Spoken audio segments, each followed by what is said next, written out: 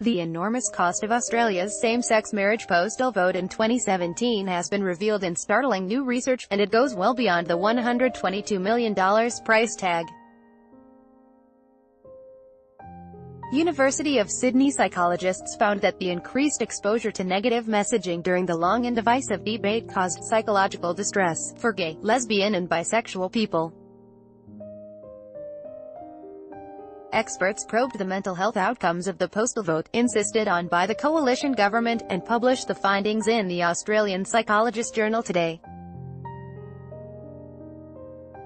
The research documented increased levels of depression, anxiety and stress among same-sex attracted Aussies during the vote, which ultimately saw the country back change. The findings highlight how political decision-making and legislative processes related to the rights of minority populations have the potential to negatively affect their mental health, lead author Stefano Varelli said.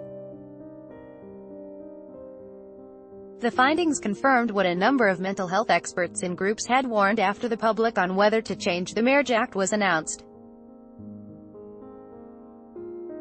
Former Prime Minister Tony Abbott and his successor Malcolm Turnbull insisted the plebiscite was necessary, despite successive polling showing most Australians supported same-sex marriage.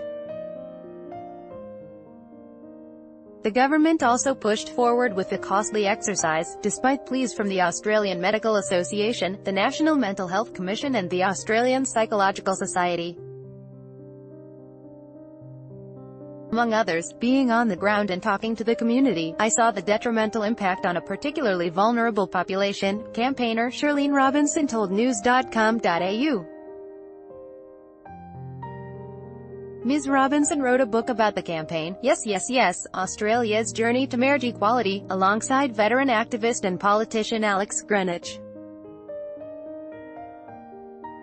She said the findings of the research illustrate the significant consequences of what she described as an unnecessary and pointless exercise. We know that the postal survey was never necessary.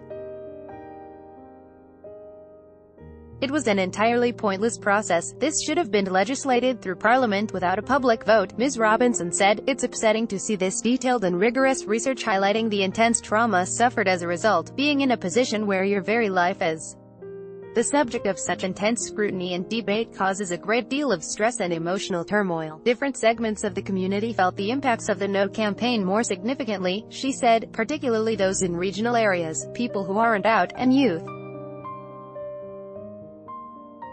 In addition, older gay, lesbian and bisexual Australians who recall the nastiness of still relatively recent debates about decriminalising homosexuality would have likely been traumatized. It's only in 1997 that Tasmania became the final state to decriminalise, Ms. Robinson said. That's quite recent. People have lived through difficult discussions about their lives, their existence.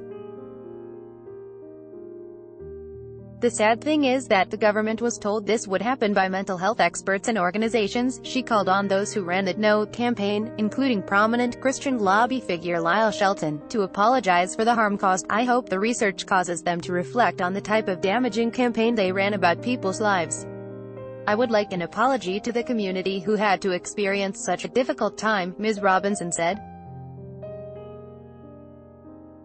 Mr. Shelton has vowed that the Australian Conservatives, for whom he is running as a Senate candidate, will seek to outlaw same-sex marriage. Those in Parliament who supported this process should also reflect on their legacy. Would like to see the government provide increased support to frontline services to help people who have suffered due to this process, Ms. Robinson said. One positive to come from the research was a finding about increased resilience among those Australians who had access to support from loved ones and strangers alike. The family and friends of same-sex attracted people appear to play an important role, and seem to even offset some of the harm done by the negative side of these debates by openly supporting LGBT rights, Mr. Varelli said. Australians who showed their support for the campaign, from putting signs in windows to marching alongside the community, also had a positive impact, Ms. Robinson said. Those Australians who showed their solidarity and support really helped make a positive difference.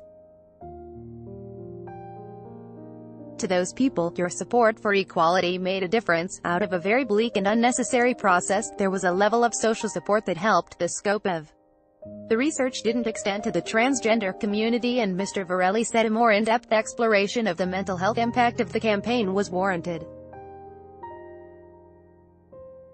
Continue the conversation. Shannon.malloy@news.com.au @Sleemal